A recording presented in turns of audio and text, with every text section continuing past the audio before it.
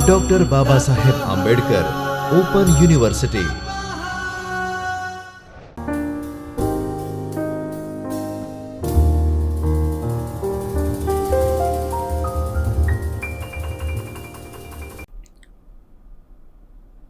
नमस्कार विद्यार्थी मित्रों, मैं Antim Patel, assistant professor in department of library and information science, doctor Baba Saheb Ambedkar open university Ahmedabad में आप सभी का हार्दिक अभिनंदन करता हूं। आज हम इस वीडियो लेक्चर सीरीज़ में bachelor of library and information science BLIS में paper BLIS 04 library cataloguing theory में block 2 kinds of entries cataloguing के बारे में इस लेक्चर में विस्तार से चर्चा करेंगे। इससे पूर्व लेक्चर में हमने सूचीकरण के बारे में विस्तार से चर्चा की थी, जिसमें हमने सूचीकरण क्या है वह उसके कार्यों के बारे में बात की थी। आज हम सूचीकरण की प्रविष्टियों के प्रकार के बारे में चर्चा करेंगे। तो आइए हम जानते हैं कि सूचीकरण क्या है। सूचीकरण में सबसे महत्वपूर्ण इकाई पुस्तकों की प्रविष्टि बनाना है। प्रविष्टि सही हो तो पाठक अपनी अप्रोच आसानी से पूरी कर सकते हैं। इस इकाई में प्रविष्टि से आपको परिचित कराया जाएगा। इसमें मुख्य प्रविष्टियाँ या मेन एंट्रीज के विभिन्न प्रकार पर प्रकाश डाला गया है। प्रविष्टि बनाने की विधि भी बताएंगे। बिना मुख्य प्रविष्टि के समझे सूचीकरण पूर्णतः अधूरा है, क्योंकि प्रविष्टि ही सूची का निर्माण करती है। तो आइए हम जानते हैं प्रविष्टि क्या है, उसकी परिभाषा क्या है।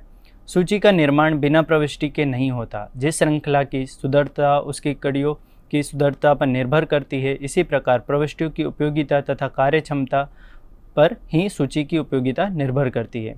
प्रविष्टि से तात्पर्य मुद्रित, अमुद्रित, प्रिंट या नॉन प्रिंटेड ग्रंथ सामग्री संबंधित विवरण का एक निश्चित क्रम में लेखा करना है। एंग्लो अमेरिकन कैटलॉगिंग ASAR 2 1962 के अनुसार प्रविष्टि से तात्पर्य सूची में एक बिब्लियोग्राफिकल एंट्री सत्ता के लेखे से है। क्लासिफाइड कैटलॉग कोड CCC के अनुसार अगर हम बात करें, मेन एंट्री एक सूची अथवा प्रलेखन सूची में अंतिम एकांश लेखा है। LA कैटलॉगिंग रूल्स 1949 के आधार पर अगर हम बात करते हैं तो प्रविष्टि ग्रंथ का एक सूचीकरण में लेखा है। आइए हम आगे बात करते हैं कि प्रविष्टियों का वर्गीकरण किस आधार पर और कितने भागों में किया गया है। तो सूची का उद्देश्य पाठक के विभिन्न अभिगमों की पूर्ति करना है, क्योंकि पुस्तकालय में अनेक प्रकार के पाठक अनेक प्रकार के अभिगमों के साथ पुस्तकालय में प्रवेश करते हैं। प्रत्येक पाठक की आवश्यकता एवं उद्देश्य भिन्न भिन्न होते हैं। इन्हीं भिन्नताओं को देखते हुए प्रविष्टियों का सर्वमान्य वर्गीकरण 2 भागों में किया गया है, जिसे हम कहते हैं main entry and added entry. तो आइए हम बात करते हैं मेन एंट्री क्या है। मेन एंट्री से तात्पर्य मुख्य प्रविष्टि से तात्पर्य उस प्रविष्टि से है जो ग्रंथ की अत्यधिक महत्वपूर्ण सूचना का समायोजन करती है तथा जो अधिकतम पाठकों की मांग की पूर्ति करती है। रंगनाथन की अनुवर्ग सूची में क्लासिफाइड कैटलॉगिंग कोड में विशिष्ट विषय प्रविष्टि या स्पेसिफिक सब्जेक्ट एंट्रीज को मुख्य प्रविष्टि बनाया गया है, जबकि ASAR 2 में लेखक के नाम से मुख्य प्रविष्टि तैयार की जाती है। और अगर हम बात करें सहायक प्रविष्टियाँ एडेड एंट्री, पाठकों की अतिरिक्त मांगों को संतुष्ट करने हेतु अनेकों सहायक प्रविष्टियों का निर्माण किया जाता है। सहायक प्रविष्टियों का विस्तृत वर्णन अगली इकाई में किया गया है, वो हम आगे के वीडियो लेक्चर्स में उसके बारे में चर्चा करेंगे। मेन एंट्री जिसमें किसी पुस्तक की सारी जानकारी आपको मिलती है, जैसे कि उसके टाइटल, उसका ऑथर। मोस्टली हमें पूरी डिटेल्स किस में मिल जाती है, मेन एंट्री में। एडेड एंट्री हमें जो ऑथर की अदर अप्रोचेस होती है उसके बारे में जानकारी प्राप्त करती है, कि अगर ऑथर किसी और अप्रोच से भी अगर सर्च करना चाहता है जो कि हमारी मेन एंट्री में उपलब्ध नहीं है, तो उससे भी वो सर्च कर सकता है। अगर मान लीजिए हमने CCC से कैटलॉगिंग की है, उसमें अगर हमारी मेन एंट्री बनी है क्लास नंबर के आधार पर, बट ऑथर को क्लास नंबर से ढूंढना नहीं आता, वो किससे ढूंढेगा, अल्फ़ाबेटिकल ऑर्डर या ऑथर के नाम से। तो हम ऑथर एंट्रीज़ भी बनाते हैं, बुक इंडेक्स एंट्रीज़ या क्लासिफाइड इंडेक्स एंट्रीज़, जिसके ज़रिए हम उस अप्रोच को पूरा करते हैं। तो आइए आगे हम बात करते हैं क्लासिफाइड कैटलॉगिंग कोड तथा डिक्शनरी कैटलॉगिंग में प्रविष्टि वर्गीकरण निम्नानुसार है। मुख्य प्रविष्टि की परिभाषा, डेफिनेशन ऑफ मेन एंट्री के बारे में अगर हम बात करें तो CCC के अनुसार विशिष्ट प्रविष्टि जो समूचे ग्रंथ के संबंध में अधिकतम सूचना प्रदान करती है। इसी ग्रंथ से संबंधित अन्य समस्त प्रविष्टियाँ विशिष्ट अथवा सामान्यतः मुख्य प्रविष्टि से ही बनती है। एंग्लो अमेरिकन कैटलॉगिंग रूल्स 2 1978 के अनुसार अगर हम बात करते हैं तो संपूर्ण सूची अभिलेख उस स्वरूप में प्रस्तुति जिसे वह सत्ता या एंटिटी सर्वत्र मानी जाती है तथा साइटेड होती है। मुख्य प्रविष्टि में उन समस्त शीर्षकों के संकेत भी सम्मिलित किए जा सकते हैं जिनके अंतर्गत उस अभिलेख को सूची में प्रतिनिधित्व दिया गया है। तो आइए आगे हम बात करते हैं कि मुख्य प्रविष्टि का स्रोत या सोर्स ऑफ मेन एंट्रीज क्या है। ग्रंथ का मुख्य पृष्ठ जो टाइटल पेज होता है वही मेन एंट्री का सबसे प्रमुख पेज होता है, जिससे हम सारी जो भी हमारी मेन एंट्री में बनाने के लिए जो भी इंफॉर्मेशन लगती है वो हम टाइटल पेज से लेते हैं या words of the title page से ही ली जाती है। ही विशेष रूप से मुख्य प्रविष्टि का स्रोत है। मुख्य प्रविष्टि के अतिरिक्त अन्य संबंध सूचना जो मुख्य पृष्ठ के अतिरिक्त पृष्ठ या ओवरफ्लो या वर्सो पेज पर हम अंकित होती है वह भी मुख्य प्रविष्टि का आधार है, वहीं से हम सोर्स लेते हैं। रंगनाथन के कैनन्स ऑफ असर्टेनिटी के अनुसार केवल वही सूचना सूची प्रविष्टियों में अंकित करना चाहिए जो ग्रंथ के मुख्य पृष्ठों पर अंकित हो, बाकी सूचना को हम नहीं लेते। जो भी टाइटल पेज या verse of the title page पे एंट्रीज अवेलेबल होती उन्हीं के आधार पर हम मेन एंट्री क्रिएट करते हैं। तो अगर हम बात करें कि कैरेक्टरिस्टिक्स ऑफ मेन एंट्री, तो हम बात करते हैं ग्रंथ के संबंध में अधिकतम सूचना मुख्य प्रविष्टि ही प्रदान करती है। अगर किसी ग्रंथ के बारे में हम जानकारी प्राप्त करना चाहते हैं तो उसकी जो मेन एंट्री होती है या मुख्य प्रविष्टि उसी से हमें सारी जानकारी प्राप्त होती है। यह ग्रंथ की विशिष्ट प्रविष्टि है। इस प्रविष्टि में ग्रंथ का कॉल नंबर, एक्सेशन नंबर आदि समस्त सूचना अंकित रहती है और यह केवल उसी ग्रंथ के लिए उपयोगी होती है जिसके लिए निर्मित की जाती है। और हर ग्रंथ या हर बुक के लिए उसकी इंडिविजुअल क्या होगी, एडिट मेन एंट्री होगी। हर बुक के लिए एक इंडिविजुअल मेन एंट्री होती है। प्रत्येक ग्रंथ के लिए एक मुख्य प्रविष्टि आवश्यक रूप से निर्मित की जाती है। संक्षेप में पुस्तकालय में जितने ग्रंथ होंगे सूची में उतनी ही मुख्य प्रविष्टियाँ होगी। मुख्य प्रविष्टि के द्वारा ग्रंथ की समस्त सहायक प्रविष्टियों की भी जानकारी प्राप्त की जा सकती है। अगर हम मेन एंट्री को अच्छे से जानते हैं तो हम उसकी जितनी भी सहायक एंट्रीज होती है उनके बारे में जानकारी प्राप्त कर सकते हैं कि उनकी जो भी एंट्रीज होगी कि एडिट एंट्री कौन कौन सी होगी उनके बारे में भी हम पता लगा सकते हैं। तो आइए हम बात करते हैं मुख्य प्रविष्टि के ऑब्जेक्टिव्स। ऑब्जेक्टिव्स क्या है, मुख्य प्रविष्टि बनाते क्यों हैं हम। मुख्य प्रविष्टि द्वारा ग्रंथ के बारे में अधिकतम ग्रंथपरक सूचनाएं मिलती है कि ग्रंथ क्या है, उसमें क्या है, उसका टाइटल क्या है, उसका ऑथर क्या है, उसके बारे में समस्त जानकारी हमें किससे प्राप्त होती है, मेन एंट्री से। क्लासिफाइड कैटलॉगिंग कोड में मुख्य प्रविष्टि के पश्च भाग में सहायक प्रविष्टियों की भी जानकारी रहती है। अगर हम क्लासिफाइड कैटलॉगिंग कोड में जो मेन एंट्री होती है उसके जो पीछे का भाग होता है जिसे हम ट्रेसिंग कहते हैं, उसमें ट्रेसिंग सेक्शन में उसके जो एडिट एंट्रीज होती है उनकी भी जानकारी हमें दी होती है। अगर हम बात करें ग्रंथ के खो जाने या अन्य कारण से हटाने की अवस्था में संकेत की सहायता से उस ग्रंथ से संबंधित सहायक प्रविष्टियों को सूची से हटाने में मुख्य प्रविष्टि सहायक होती है। अगर हमने मेन एंट्री बनाई है और अगर उसी मेन एंट्री का कोई ग्रंथ गुम हो चुका है जिसकी हमारे पास मेन एंट्री है तो उसी मेन एंट्री की सहायता से हम उसकी सहायक एंट्रीज को हटाते हैं, वरना हमें कन्फ्यूज़न होगा कि कौन सी एंट्री को हटाना चाहिए या नहीं। आइए आगे हम बात करते हैं क्लासिफाइड कैटलॉगिंग कोड में मुख्य प्रविष्टि के उद्देश्य तथा कार्यों के अनुवर्ग में मुख्य प्रविष्टियों का आधार क्या है। ग्रंथों के क्रामक अंकों कॉल नंबर के अंतर्गत तैयार की जाती है। मुख्य प्रविष्टियां हमेशा कॉल नंबर के आधार पर तैयार की जाती है। इसमें इन प्रविष्टियों को वर्गानुक्रम में विन्यासित किया जाता है। जैसे कि नाम से ही पता है क्लासिफाइड कैटलॉगिंग कोड, तो इसमें हमारा कॉल नंबर का उपयोग होता है। अनुवर्ग सूची की मुख्य प्रविष्टियां वर्गानुक्रम में अरेंज होने के कारण पाठक के सम्मुख उसके विषय से संबंधित पाठ्य सामग्री को तर्क संगत और सहायक वर्गानुक्रम में प्रस्तुत कर देती है। मुख्य प्रविष्टि में संकेत अनुच्छेद ट्रेसिंग सेक्शन द्वारा ग्रंथ हेतु तैयार की गई सहायक प्रविष्टियों के संबंध में सूचना प्राप्त होती है। इसका उपयोग किसी ग्रंथ के जीर्ण शीर्ण हो जाने, गुम हो जाने अथवा अन्य किसी कारणवश पुस्तकालय से ग्रंथ निकालने पर उस ग्रंथ से संबंधित सूची पत्रकों को सूची से हटाने के लिए किया जाता है। और हम बात करें डिक्शनरी कैटलॉग में मुख्य प्रविष्टियों के उद्देश्य तथा कार्य। सूची में मुख्य प्रविष्टि लेखक के अधीन तैयार की जाती है। लेखक की अनुपस्थिति में मुख्य प्रविष्टि आख्या के अंतर्गत तैयार की जाती है। मुख्य प्रविष्टि का स्वरूप, अंकित की जाने वाली समय सूचना, मय योजक चिन्ह, जैसा कि ऊपर बताया गया है कि अनुवर्ग सूची व सर्वांगुणी सूची में मुख्य प्रविष्टि का स्वरूप भिन्न भिन्न होता है। अनुवर्ग सूची हेतु डॉक्टर एस आर रंगानाथन द्वारा क्लासिफाइड कैटलॉग कोड तैयार किया गया है, जिसका 5वां संस्करण प्रचलित है। इसी प्रकार सर्वांगुणी सूची हेतु एंग्लो अमेरिकन कैटलॉगिंग कोड का 2वां संस्करण उपलब्ध है। इसी के आधार पर मुख्य प्रविष्टि तैयार की जाती है, जिनका विवरण निम्नानुसार है। क्लासिफाइड कैटलॉगिंग कोड के अनुसार मुख्य प्रविष्टि में अंकित सूचना इस सूची संहिता के अनुच्छेद क्रमांक MBO के अनुसार निम्नलिखित सूचना निम्नलिखित क्रम में मुख्य प्रविष्टि में सम्मिलित प्रकार मुख्य की जाती है। किसी भी प्रकाशन के लिए मुख्य प्रविष्टि एक महत्वपूर्ण प्रविष्टि होती है। CCC के अनुसार मुख्य प्रविष्टि के अग्रभाग में कॉल नंबर को लिखा जाता है।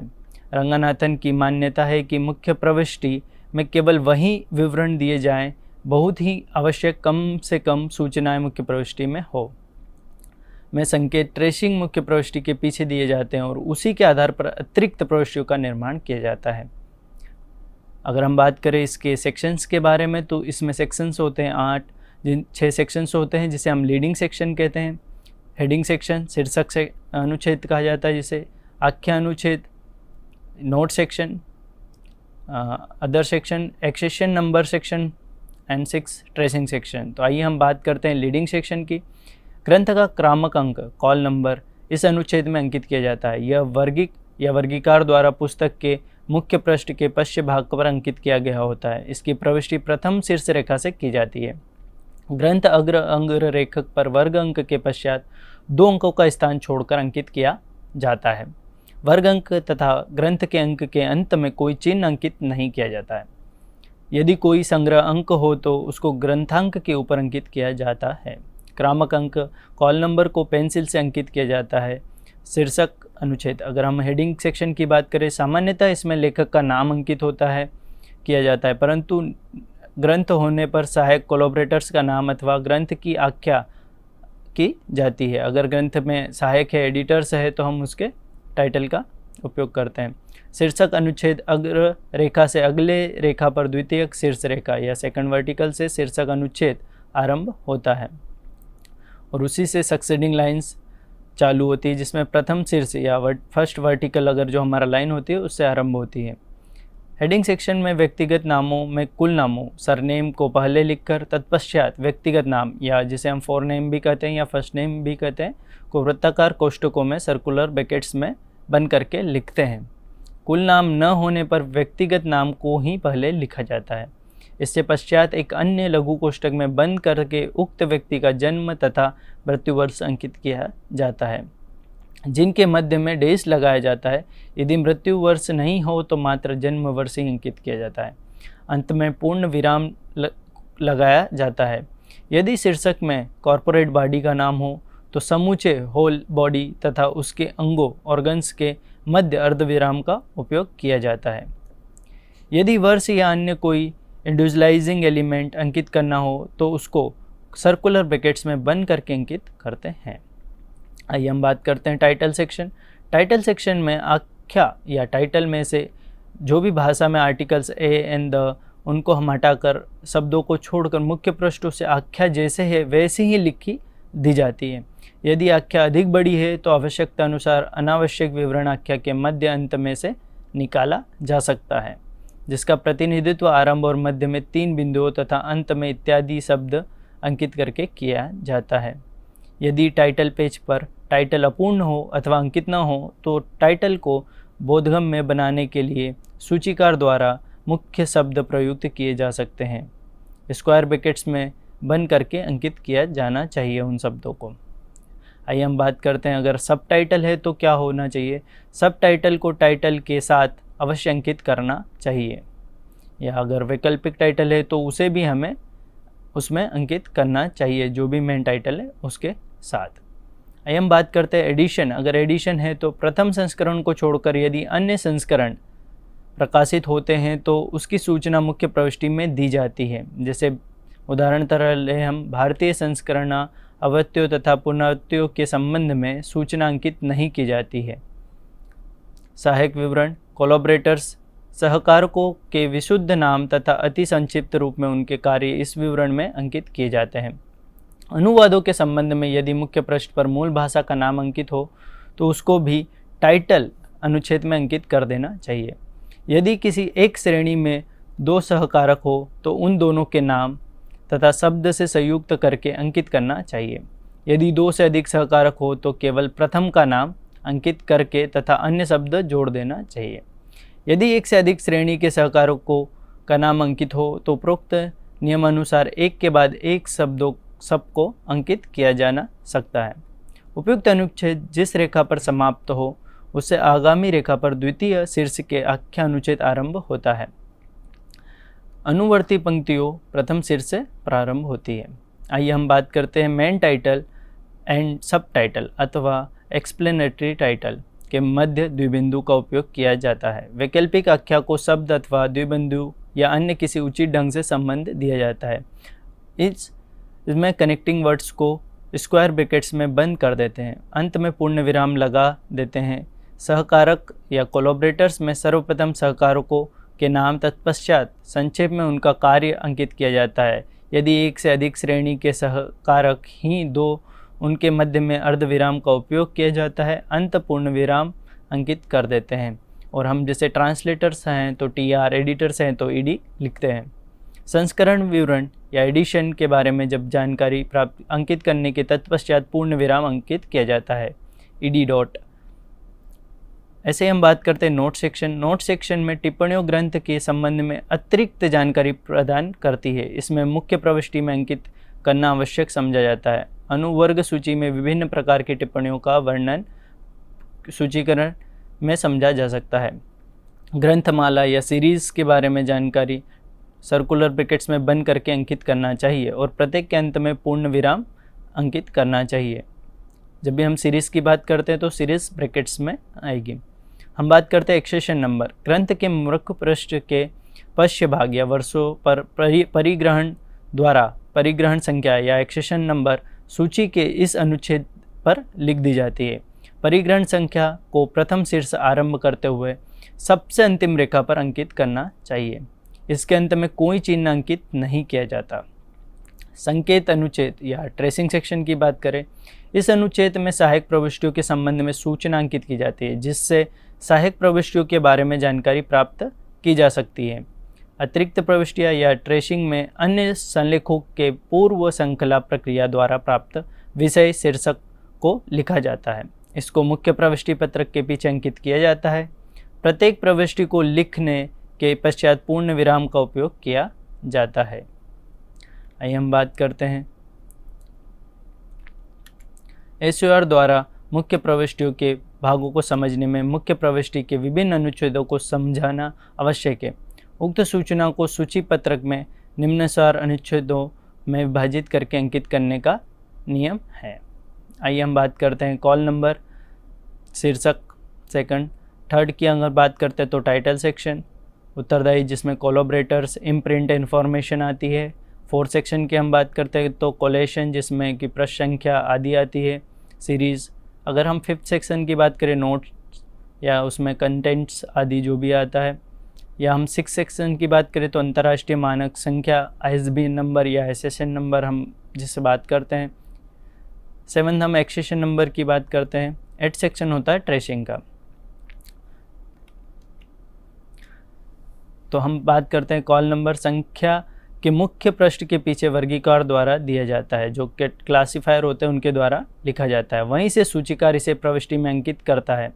क्रामक संख्या के निम्नानुसार 3 भाग होते हैं। फर्स्ट, सीक्वेंस मार्क, अनुक्रम चिन्ह। सीक्वेंस मार्क की सहायता अधिकतर ग्रंथों में आवश्यकता नहीं पड़ती। यह चिन्ह विशेष अनुक्रम में रखी पुस्तकों को ही देना होता है। सीक्वेंस मार्क द्वितीय काल्पनिक रेखा पर पत्रक की बाई कोर से एक अक्षर का स्थान छोड़कर अनुक्रम अंकित किया जाता है। क्लास नंबर तृतीय काल्पनिक रेखा पर पत्रक की बाई कोर से एक अक्षर का स्थान छोड़कर वर्ग संख्या को अंकित किया जाता है। बुक नंबर चतुर्थ रेखा अथवा अग्र रेखा पर लीडिंग लाइंस पर पत्रक की बाई कोर से एक अक्षर का स्थान छोड़कर लिखा जाता है। जैसा कि आपको इस इमेज में दिख भी रहा है, संख्या को अंकित किया जाता है।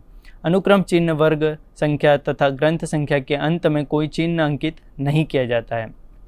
शीर्षक हेडिंग सेक्शन एक एवं स्वरूप, इस अनुच्छेद में लेखक का नाम अंकित किया जाता है, लेकिन लेखक की अनुपस्थिति में भी अंकित टाइटल भी अंकित करने का निर्देश है। चतुर्थ रेखा पर शीर्षक अनुच्छेद प्रथम हाशिया या इंडेंट से आरंभ होता है। सक्सीडिंग लाइंस तृतीय काल्पनिक हाशिए से आरंभ होती है। व्यक्तिगत नामों में कुल नामों सरनेम्स तथा व्यक्तिगत सक्सीडिंग के मध्य अर्धविराम चिन्ह लगाया जाता है। जन्म वर्ष से पूर्व भी अर्धविराम लगाया जाता है, मृत्यु वर्ष से पूर्व भी लगाया जाता है तथा अंत में पूर्ण विराम लगाया जाता है। यदि शीर्षक में कॉर्पोरेट्स बॉडी का नाम हो तो समूचे निकाय या मतलब होल बॉडी तथा अधीनस्थ बॉडी या सबऑर्डिनेट ऑर्गन्स के मध्य पूर्ण विराम का उपयोग किया जाता है। यदि वर्ष, क्रमांक आदि सम्मिलित करना हो तो इनको वृत्ताकार कोष्ठक में बंद करके लिखा जाता है। आख्या तथा टाइटल एंड इम्प्रिंट सेक्शन की अगर हम बात करते हैं तो आख्या को मुख्य पृष्ठ में वैसा ही अंकित किया जाता है जैसा कि वहाँ दिया गया है। आवश्यक सूचना की क्षति किए बगैर लंबी आख्याओं का संक्षिप्तकरण किया जा सकता है। प्रथम शब्दों को अवश्य अंकित करना चाहिए। छोड़े हुए ओमिशंस या अंशों को 3 बिंदुओं द्वारा दर्शाना चाहिए। बड़े कोष्ठकों को में बंद करके सूचीकार द्वारा आवश्यक संक्षिप्त शब्द अथवा वाक्यांश जोड़े जा सकते हैं जिससे वह पाठक की समझ में आ जाए।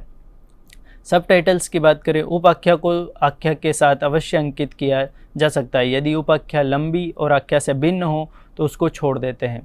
अल्टरनेटिव टाइटल आख्या के साथ अवश्य अंकित किया जाना चाहिए। रिस्पॉन्सिबिलिटी स्टेटमेंट, वैसे तो लेखक का नाम शीर्षक अनुच्छेद में अंकित कर दिया जाता है परंतु उसको आख्या के साथ भी अंकित करने की अनुशंसा दी गई है।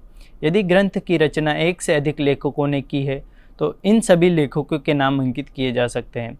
ऐसी स्थिति में यदि लेखकों की संख्या 3 तक हो तो तीनों के नाम अंकित कर दिए जाते हैं, किंतु 3 से अधिक लेखक होने पर केवल प्रथम का नाम ही अंकित किया जाता है।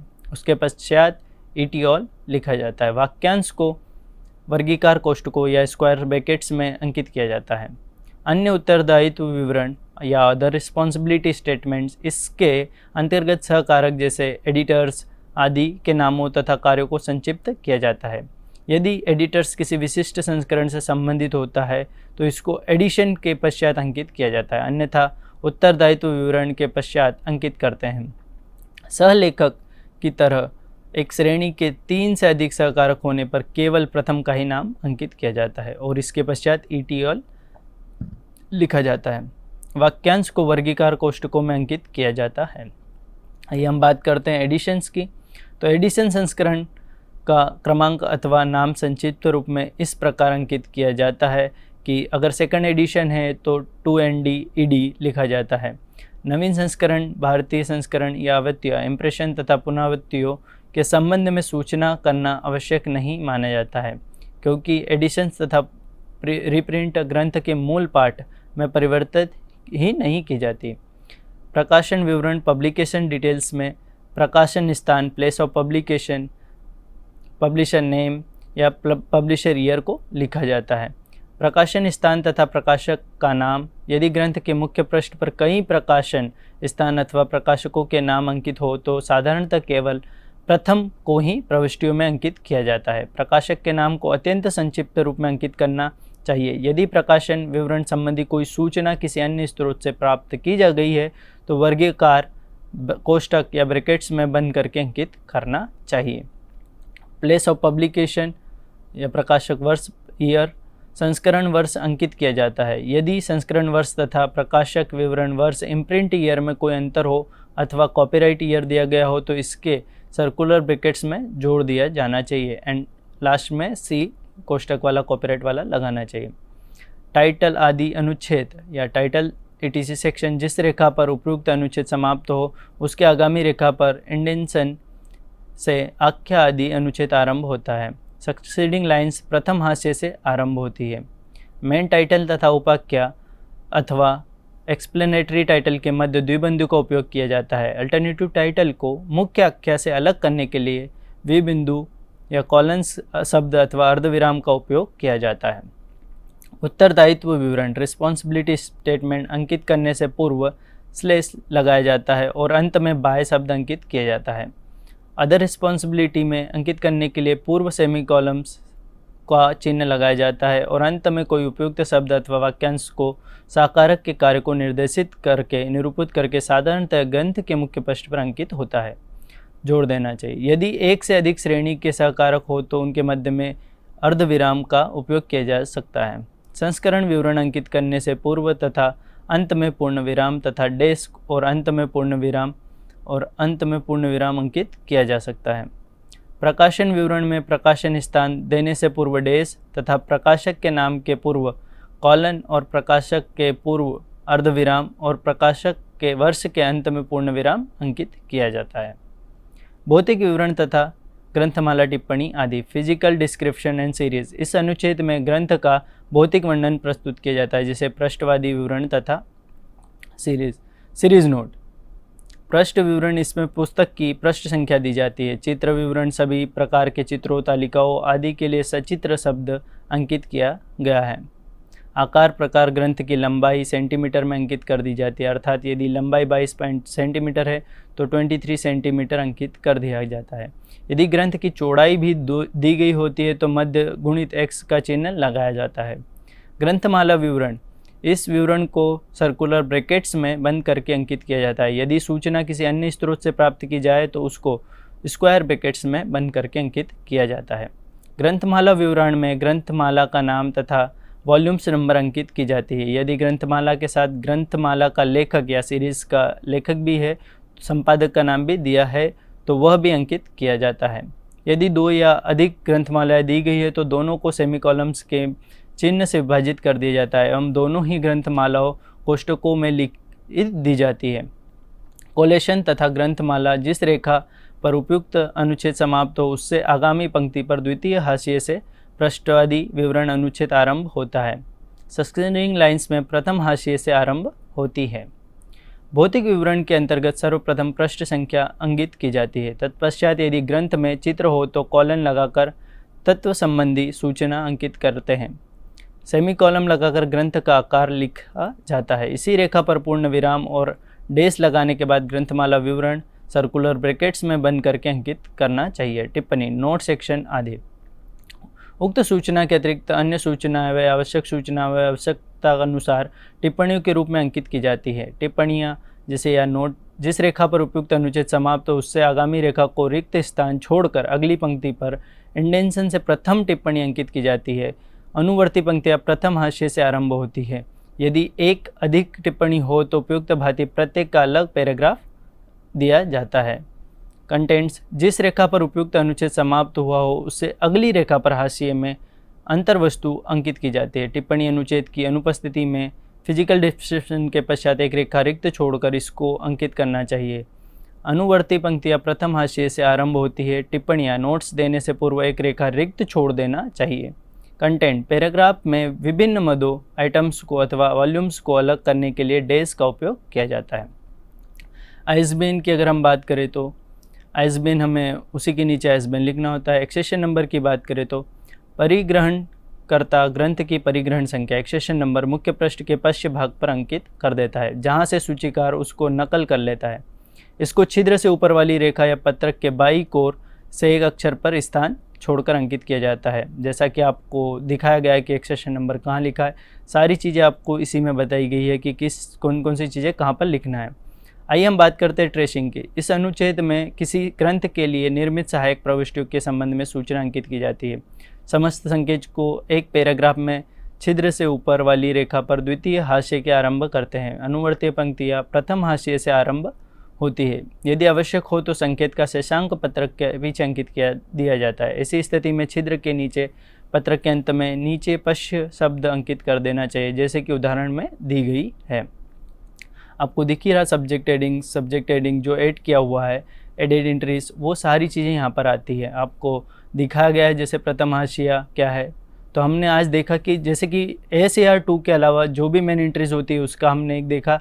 ऐसे ही हम यहाँ देखते हैं कि जो CCC के अनुसार हमें जो भी एडेड मेन एंट्री बताई गई है वो कैसे होती है, जैसे leading section, heading section, title section, note section या एक्सेशन नंबर की बात करें तो ऐसे ही हमने यहाँ पर देखा कि जो भी है इसमें ऑथर है उनका नाम हमने किस तरीके से लिखा, टाइटल है कॉन्स्टिट्यूशन एंड एडमिनिस्ट्रेशन वो हमने किस तरीके से लिखा, एंड ट्रेसिंग सेक्शन में हमने जो चीज़ें लिखी है वो सारी हमने यहाँ पे दिखाई है।